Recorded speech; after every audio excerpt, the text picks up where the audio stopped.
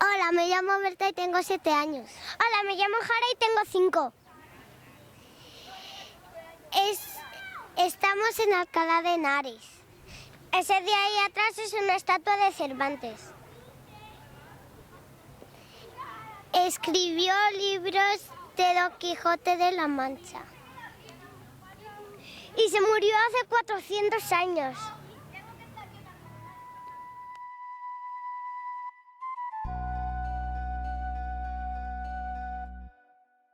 Primera parte, capítulo primero, que trata de la condición y ejercicio del famoso hidalgo Don Quijote de la Mancha. En un lugar de la Mancha, de cuyo nombre no quiero acordarme, no mucho tiempo que vivía un hidalgo de los de lanza en astillero, adarga antigua, rocín flaco y galgo corredor. Una olla de algo más vaca que carnero, salpicón las más noches, duelos y quebrantos los sábados, lentejas los viernes, algún palomino de añadidura los domingos, consumían las 3 partes de su hacienda. El resto de ella concluían sayo de velarte, calzas de velludo para las fiestas, con sus pantuflos de lo mismo, y los días de entre semana se honraba con su vellorí de lo más fino. Tenla en su casa una ama que pasaba de los 40 y una sobrina que no llegaba a los 20, y un mozo de campo y plaza que así ensillaba el rocín como tomaba la podadera. Frisaba la edad de nuestro hidalgo con los 50 años. Era de complexión recia, seco de carnes, enjuto de rostro, gran madrugador y amigo de la caza. Quieren decir que tenía el sobrenombre de Quijada o Quesada, que en esto hay una diferencia de los autores, en este caso escriben, aunque por conjeturas verosímiles se deja entender que se llamaba Quejana. Pero esto importa poco a nuestro cuento, basta que en la narración de él no se salga un punto de la verdad. Es, pues, de saber que este sobredicho hidalgo, los ratos que estaba ocioso, que eran los más del año, se daba a leer libros de caballerías con tanta afición y gusto que olvidó casi de todo punto el ejercicio de la caza y aun la administración de su hacienda.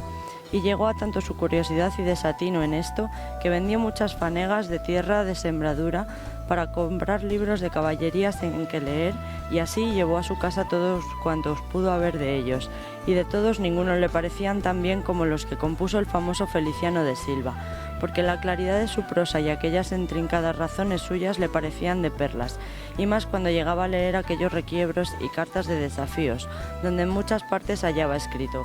La razón de la sinrazón que a mi razón se hace, con tal manera mi razón enflaquece, que con razón me quejo de la vuestra fermosura. Y también cuando leía: Los altos cielos que de vuestra divinidad divinamente con las estrellas os fortifican y os hacen merecedora del merecimiento que merece la vuestra grandeza.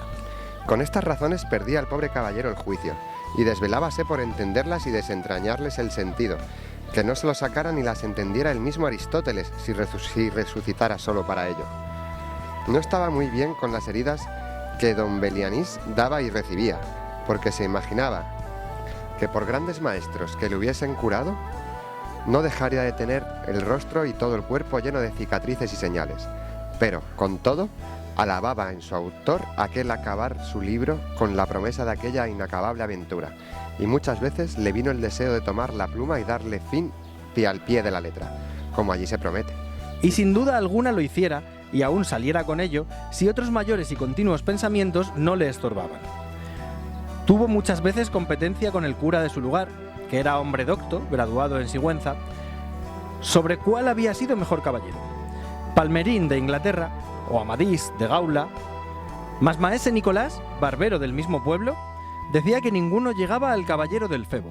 y que si alguno se lo podía comparar era don Galaor, hermano de Amadís de Gaula, porque tenía muy acomodada condición para todo, que no era caballero melindroso ni tan llorón como su hermano, y que en lo de la valentía no le iba en la zaga. En resolución,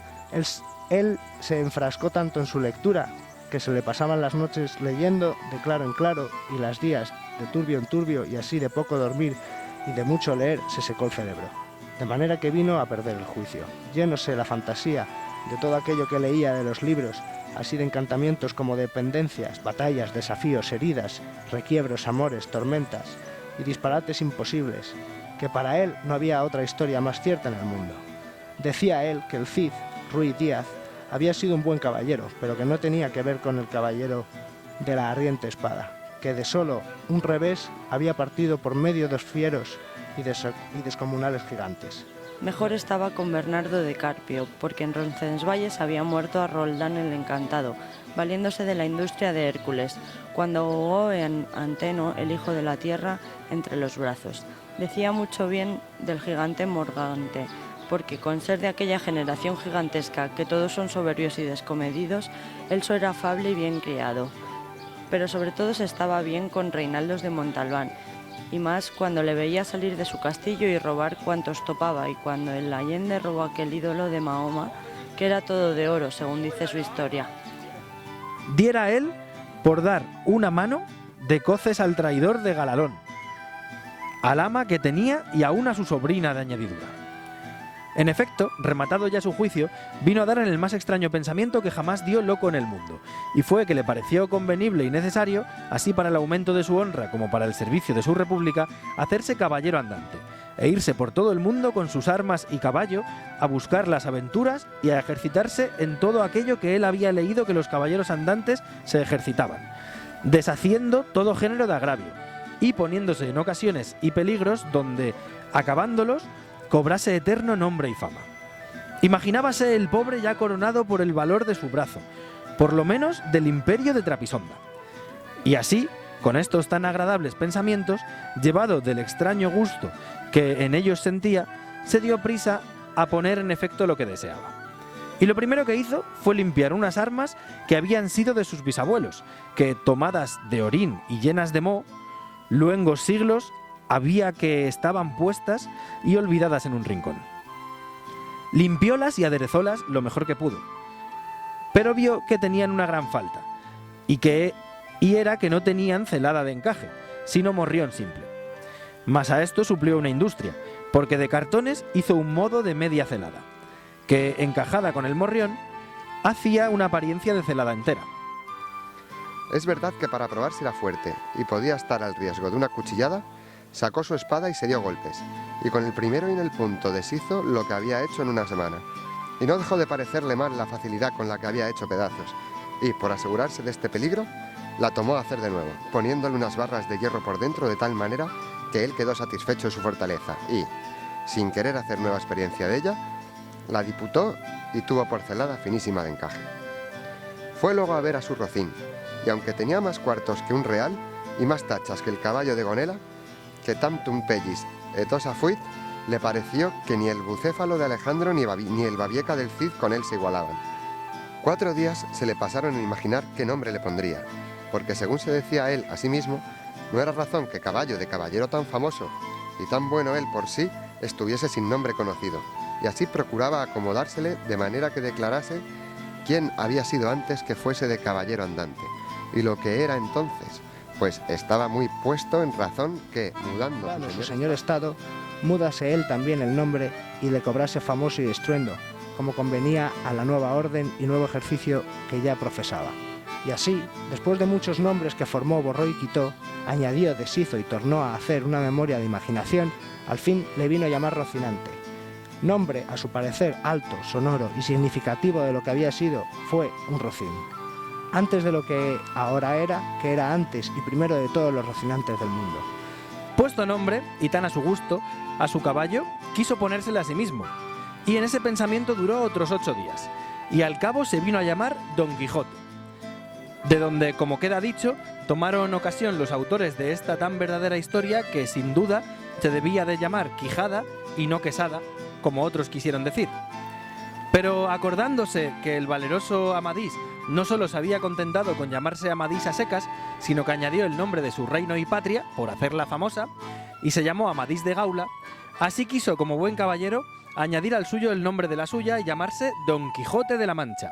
con que, a su parecer, declaraba muy al vivo su linaje y patria, y la honraba con tomar el sobrenombre de ella.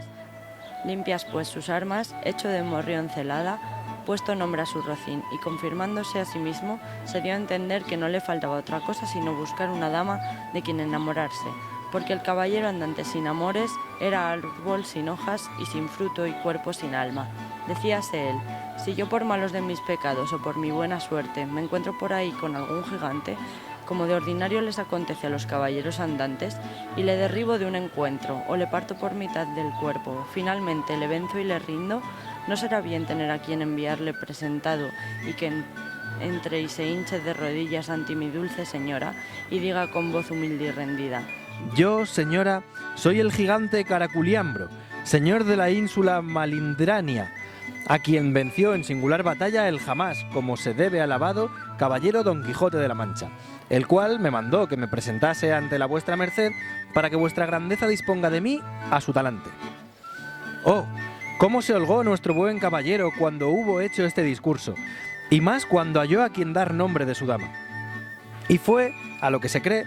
que en un lugar cerca del suyo había una moza labradora de muy buen parecer, de quien él un tiempo anduvo enamorado, aunque, según se entiende, ella jamás lo supo ni se dio cata de ello. Llamábase Aldonza Lorenzo, y a ésta le pareció ser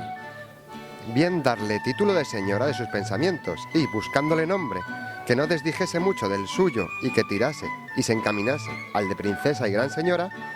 vino a llamarla Dulcinea del Toboso, porque era natural del Toboso, nombre, a su parecer, músico y peregrino y significativo, como todos los demás que a él y a sus cosas había puesto.